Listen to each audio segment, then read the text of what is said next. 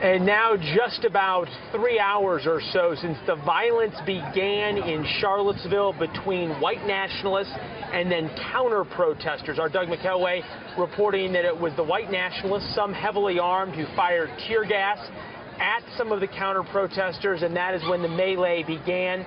So far, one person arrested, 8 people injured. And Doug reporting now that the groups have separated and there is calm once again in the streets of Charlottesville. And now comes the reaction. Paul Ryan, Speaker of the House, tweeting, "The views fueling the spectacle in Charlottesville are repugnant. Let it only serve to unite Americans against this kind of vile bigotry." President Clinton weighing in, even as we protect free speech and assembly, we must condemn hatred, violence, and white supremacy.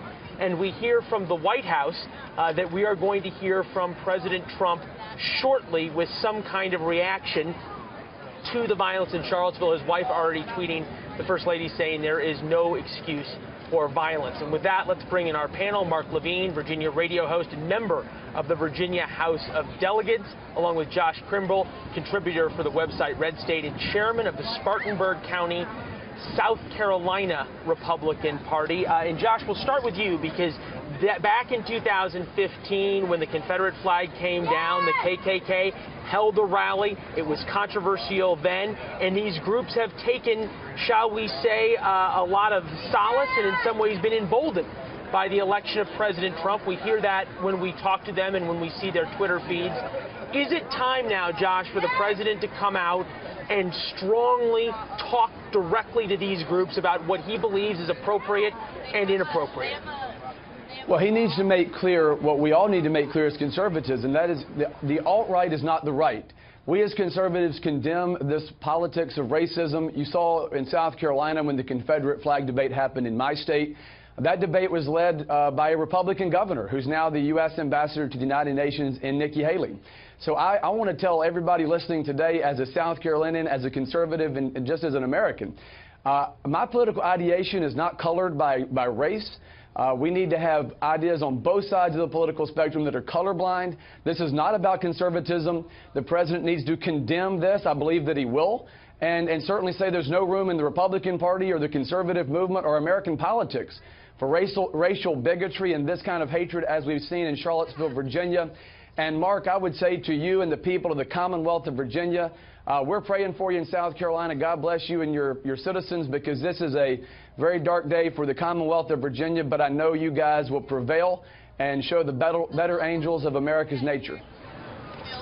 Mark, it's noteworthy. This is probably one of the few panels we have, or at least that I've moderated, where you have such agreement from what you said earlier to what we just heard from Josh. Your thoughts, and also I want you to touch on what happened there in Charlottesville in the sense that we saw a lot of, shall we say, incitement, of course, by the white nationalists, but also by these quote-unquote counter-protesters, one of whom handed a business card to Doug McElway. Very clearly indicating that these folks are not necessarily, shall we say, organic counter-protesting. Well, let's be clear, first of all. Charlottesville is a very peaceful, diverse community where racism is not tolerated. These people, these white nationalists, came from outside. They came to cause violence. And your Fox reporter reported that they brought tear gas. I got to interrupt you, Mark. Mark, I got to interrupt you. This tweet just coming from President Trump, tweeting out, "We all in capital letters, must be united and condemn all that hate stands for. There is no place for this kind of violence in America. Let's come together as one." It would hard to be more Sherman-esque, Mark and Josh, than that. Mark, your thoughts? Well, he certainly said the right thing. This is something that we all Americans need to stand against. This is the kind of thing, I want to be clear, it's a very small number of people. As you say, they probably weren't even all Virginian. I'm sure they weren't from Charlottesville. They are trying to stir up things. They bring tear gas. They're attacking the counter-protesters. And we all Americans, liberals and conservatives, need to stand together against this kind of hatred. Thank you, Josh, for your words as well, and the president's. Josh, your thoughts on the president's words? Well, I'm glad he said it. He needs to continue to say that in the days to come. We have to condemn this kind of violence and this kind of racial bigotry. The reality is there's no room on the right or the left for racial politics. And, you know, people have said that this is about a statue of Robert E. Lee. Well, we had a debate in South Carolina about the Confederate flag on our state house grounds. And we didn't have this kind of racial protest. You had a few people show up from out of state, like you're seeing in Charlotte now, who said they were there to support the KKK, and the citizens of South Carolina condemned that. And there was no place for that in our state or in Virginia. And I hope that politicians in both parties learn to rise above partisan politics on this. This isn't about history. This is about people misappropriating a debate about history to push a modern political agenda that has no room in our society. Leland, I just want to quickly agree. This isn't about the statue. That when they carry torches and they shout white power and they shout inflammatory comments about Jews and about blacks, this is not about the statues at all. This is an attempt to foment a race war, and it's not going to succeed in America. Mark and Josh, you guys both agree on this. What is interesting, though, now and it seems as though in the past couple of years, this is becoming to a head, as we talked about with Josh in 2015 with the rally there in South Carolina. But this is one of the first times in recent memory we have seen this level of violence break out, and these kinds of pictures from white nationalists on one side and these counter-protesters on the other side. We saw violence in other cities, but for different reasons. What do you think is changing, Josh, that somehow both of these groups now, but especially the white nationalists who marched in carrying assault rifles, now feel emboldened to act in this way? Well, I believe you've seen politicians in both parties and on both sides of the extremes who have tried to play to, frankly, base desires and played to people's fears and tried to stir up this kind of strife. What we've got to do, what people like Mark and I have to do, what people like the president have to do, members of Congress in both parties have to do, is not play to people's fears and pit people against one another on the basis of race, ethnicity, national origin. Our politics needs to be a debate about ideas, not about ethnicity, not about the color of one's skin. And we've seen the polarization of American politics in the past several election cycles.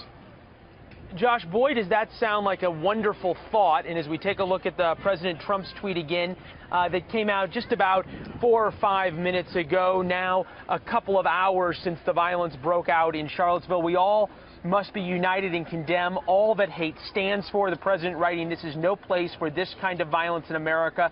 Let's come together as one." So, Mark, we heard what Josh said.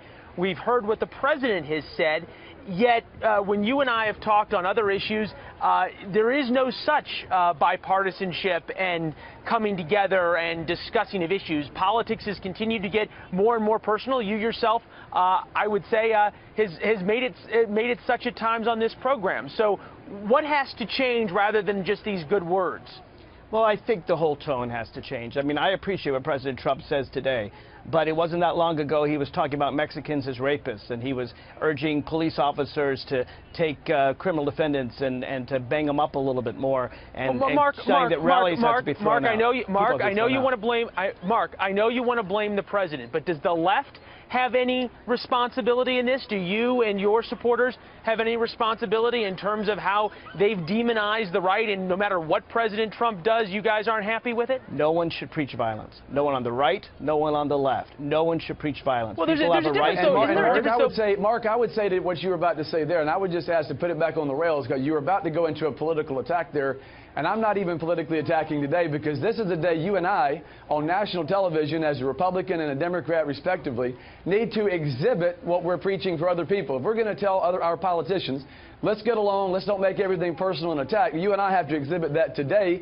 And look, there's been rhetoric on both sides, guys. I mean, you've had Republicans... Not violent rhetoric. That's what we have to stop. No. You've had Republicans who have said really horrible things about certain Democrats. You've had Democrats say those things about Republicans. Let's don't forget about the health care debate, where we had folks on the United States Senate saying people in my party wanted to kill millions of people. So this kind of rhetoric has to be toned down and has to start with us. But here's the heart. We need to talk about policies, not people. We need to not try to throw everyone in one category. We don't need to say that all Mexicans are this or all blacks or all whites or any of that. That is the essence of racism. And I'm really glad to see that President Trump is saying the right things today. I hope he keeps it up. I hope that both sides damp down. Mark, take this one step further, though. It's not only the politics of racism that you say that everyone agrees is bad, the way things have become at times personal when you're saying lumping people into different ethnic groups. But at the same time, Josh has a point. For as much as the left complains about the president's rhetoric, your guys' rhetoric is equally at times inflammatory, at times as enveloping. Here's the problem with your guys, Leland. Difficult. I mean, look, the President of the United States is the President of the United States. All right, I can't be held accountable for what one crazy leftist says on one place. But this is the president. All right. Well, wait, hold on, Mark. But Hold on, Mark. Even during the Obama presidency, we had a lot of things. President Obama never said anything like this. Never. Well, President Trump hasn't supported this either, though, Mark, to that point. I mean, neither President Obama nor President Trump have ever supported this kind of behavior by anybody. So I don't think you can sit here and say this is a Republican or conservative problem, or that I can look here and tell you, I can't tell you this is a liberal problem. Mexicans are rapists and some of them are nice people. That's the kind of thing. And you know what? And I condemned that. And most people in my party, said, look, Mr. President, focus on immigration, not the racism. Josh and Mark, it's tough how this devolved. It started off so promising with Josh's words and thoughts and prayers. We'll bring it back to that, and perhaps the civility of the beginning of this conversation is what we can all take away from it as we continue to monitor the developments in Charlottesville. Josh, appreciate your thoughts. Mark, appreciate your thoughts as always.